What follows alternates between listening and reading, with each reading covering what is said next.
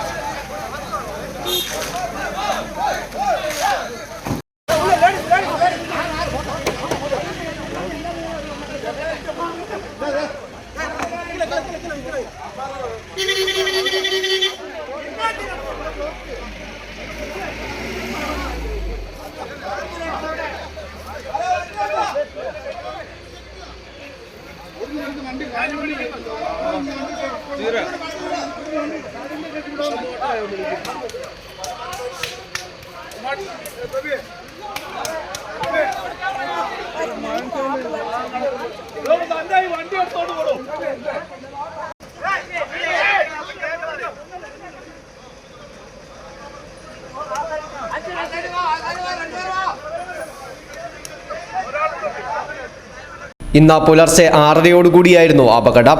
കെഎസ്ആർടിസിയുടെ book ചെയ്ത തീർത്ഥാടനത്തിന് പോകുന്ന ബസ്സാണ് അപകടത്തിൽപ്പെട്ടത്. മാവേലിക്കര സ്വദേശികളായ 34ഓളം പേരാണ് ബസ്സിൽ ഉണ്ടായിരുന്നത്.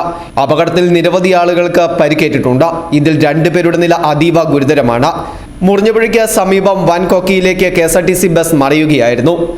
മാവേലിക്കര സ്വദേശികൾ മധുര തഞ്ചാവൂർ പോയി തിരിച്ച് മടങ്ങി വരും വഴിയാണ് അപകടമുണ്ടായത്. 5-ാം തീയതി പുലർച്ചെയാണ് ഇവർ മാവേലിക്കരയിൽ നിന്നും തീർത്ഥാടനത്തിനായി യാത്ര പുറപ്പെട്ടത്. മധുര തഞ്ചാവൂർ അടക്കമുള്ള തീർത്ഥാടന കേന്ദ്രങ്ങൾ സന്ദർശിച്ച ശേഷം മാവേലിക്കരയ്ക്ക് മടങ്ങി വരും വഴി പുലർച്ചെയാണ് അപകടമുണ്ടായത്.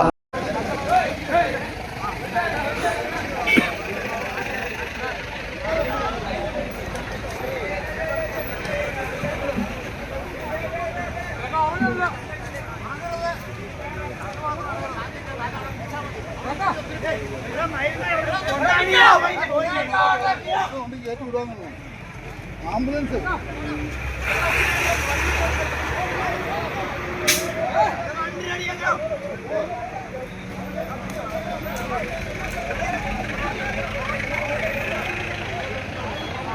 കൂട്ടത്തിൽ ഞങ്ങൾ സഹോദരങ്ങളെല്ലാം 3-4 പേരെ, പിന്നെ ഒരാളെ കിട്ടാനുണ്ട്.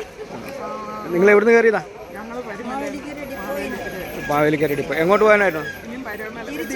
തിരിച്ചു പോകുക, അമ്പലത്തിൽ വന്നിട്ട് വെച്ചാ മീനാക്ഷി ക്ഷേത്രത്തിൽ വന്നിട്ട് തിരിച്ചു പോകും വണ്ടിയായിരുന്നു. അപകടത്തിൽ രക്ഷാപ്രവർത്തനം നടന്നുകൊണ്ടിരിക്കുകയാണ്. നിരവധി ആളുകളെ സമീപത്തെ ആശുപത്രിയിൽ എത്തിച്ചിട്ടുണ്ട്. രക്ഷാപ്രവർത്തനം ഇപ്പോഴും തുടരുകയാണ്. നാട്ടുകാരുടെയും പോലീസിന്റെയും നേതൃത്വത്തിലാണ് രക്ഷാപ്രവർത്തനം നടത്തുന്നത്.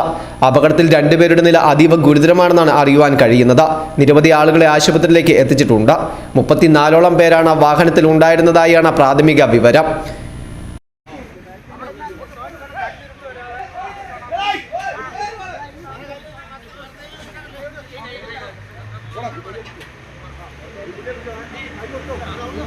Go.